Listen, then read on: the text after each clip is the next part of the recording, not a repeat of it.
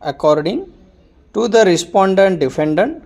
In that case, the plaintiff could not be treated as continuation of the proceedings of the court which had no jurisdiction, but the suit would commence on the day when the plaintiff would be presented to the proper court. Full stop.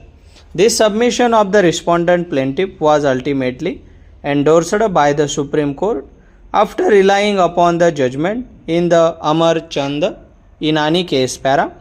Reliance placed by Mr. Dani, learned counsel for the respondent plaintiff on the decision in Joginder Tuli versus S.C. Bhatia 1997 1 SCC 502, in my opinion does not carry the case any further.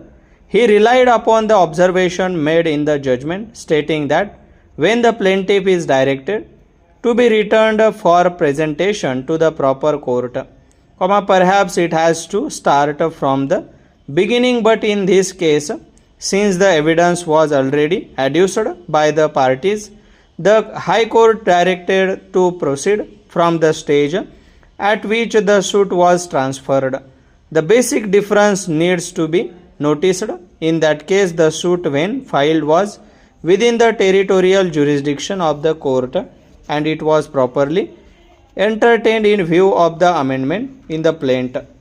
During the pendency of the suit, however, the plaint was returned for presentation to the proper court, taking into account the pecuniary jurisdiction of the court. Such is not the situation in the present case para. The law is now clear. When a plaint is returned for presentation to the proper court and is presented in that court, the suit can be deemed to be instituted in the proper court only when the plaint is presented in that court. In other words, after the plaint is presented in the proper court, it cannot be treated as a continuation of the proceedings of the court which had no jurisdiction, but a suit would commence from the stage of its institution on the date when the plaint would be presented to the proper court. In substance, it is a suit filed afresh, subject to the limitation, pecuniary jurisdiction and payment of the court fee.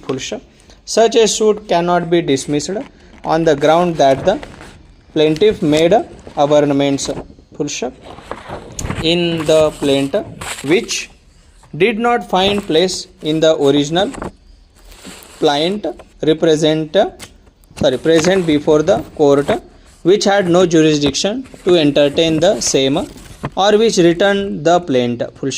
Similarly, a written statement also cannot be rejected on the ground that the defendant made averments in the written statement, which did not find place in the original written statement filed in the suit before it was returned.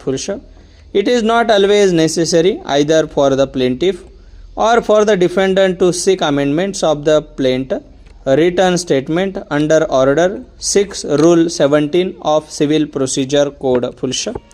In short, where in any suit, after the defendant has appeared, the plaint is treated as a fresh suit and it can proceed in accordance with the law from the stage of its presentation, subject to the previous content in Rule 10A of Order 7 of Civil Procedure Code.